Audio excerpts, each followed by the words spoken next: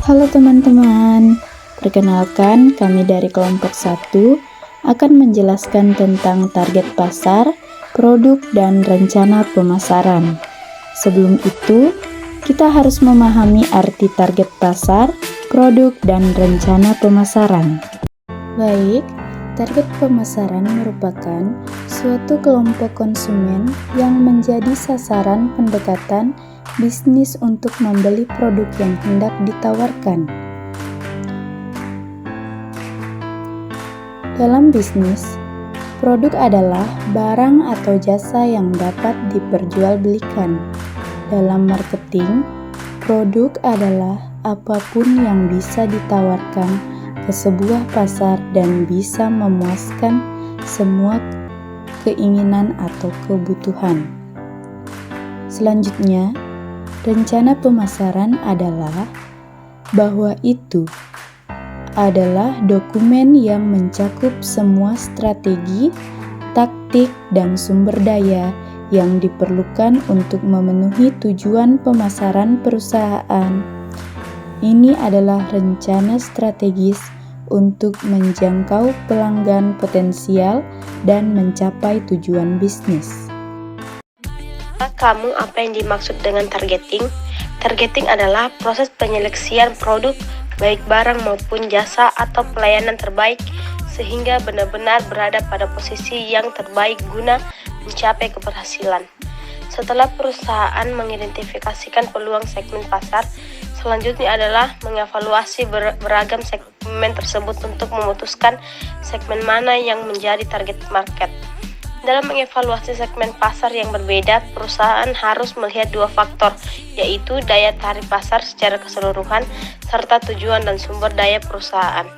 Perusahaan harus melihat apakah suatu segmen potensial memiliki karakteristik yang secara umum menarik seperti ukuran, pertumbuhan, profitabilitas. Selanjutnya, segmentation, targeting, dan position dalam target pasar. Segmentasi pasar adalah suatu proses untuk membagi-bagi atau mengelompokkan konsumen ke dalam kotak-kotak yang lebih homogen. Pada dasarnya, segmentasi pasar merupakan suatu strategi yang didasarkan pada falsafah manajemen pemasaran yang berorientasi pada konsumen. Menurut Kotler dan Armstrong 1997, terdapat 4 variabel utama yang mungkin dipergunakan dalam mensegmentasi pasar konsumen. 1. Segmentasi geografik. Segmentasi geografik membagi pasar menjadi beberapa unit secara geografik seperti negara, regional, negara bagian, kota, atau kompleks perumahan. Segmentasi demografik. Segmentasi demografik membagi pasar menjadi kelompok berdasarkan pada variabel seperti umur, jenis kelamin, besar keluarga, siklus kehidupan keluarga, pendapatan, pekerjaan, pendidikan, agama, dan kebangsaan. Segmentasi psikografik. Segmentasi membagi pembeli menjadi kelompok berbeda berdasarkan pada karakteristik sosial, gaya hidup, dan kepribadian. Segmentasi tingkah laku mengelompokkan pembeli berdasarkan pada pengetahuan, sikap penggunaan, atau reaksi mereka terhadap suatu produk. Targeting penargetan.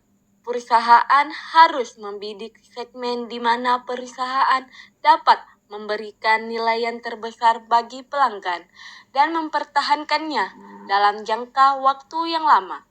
Perusahaan yang sumber dayanya terbatas mungkin memutuskan untuk melayani hanya satu atau memberikan segmen khusus atau relung pasar.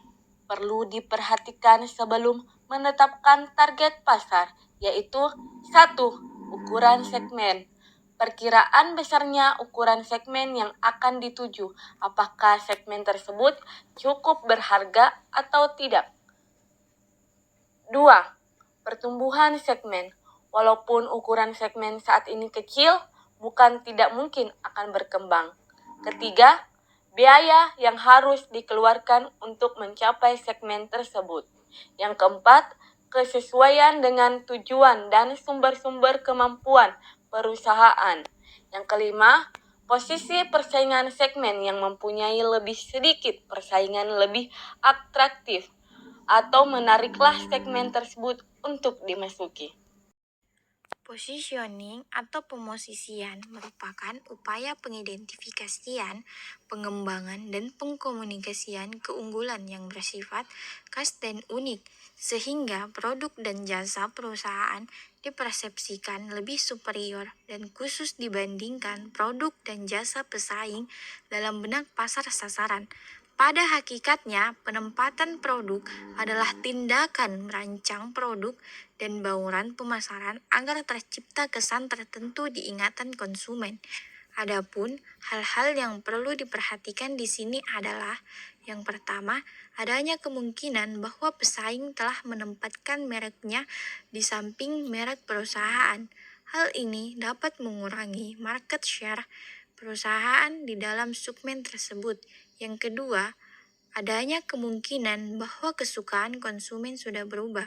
Dan yang ketiga, adanya kesukaan pembeli yang baru itu kemungkinan merupakan kesempatan yang menarik.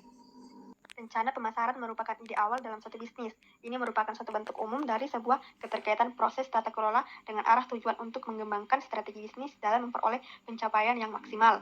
Dalam rangka maksimalisasi pemasaran produk, ada beberapa langkah yang perlu diikuti dalam proses perencanaan pemasaran. Di antaranya adalah yang pertama, analisa hasil prestasi kegiatan pemasaran. Perusahaan harus dapat memberikan suatu kesimpulan mengenai sebab-sebab naik atau turunnya hasil penjualan barang produksi. Yang kedua, analisis keunggulan, kelemahan, kesempatan, dan ancaman perusahaan. Perusahaan harus melakukan pengkajian atas keadaan lingkungan pemasaran, seperti pengembangan sosial dan lain-lain. Penyusunan program pemasaran, dalam hal ini yang perlu disusun adalah tentang rincian yang berkaitan dengan waktu, tempat, oleh siapa program tersebut akan dilaksanakan. Dari program pemasaran ini akan diketahui tahapan-tahapan kegiatan pemasaran yang akan dilakukan untuk masing-masing produk. Yang keempat, penentuan tujuan pemasaran. Setiap perusahaan selalu menetapkan tujuan yang ingin dicapai, akan mempengaruhi penetapan strategi pemasaran.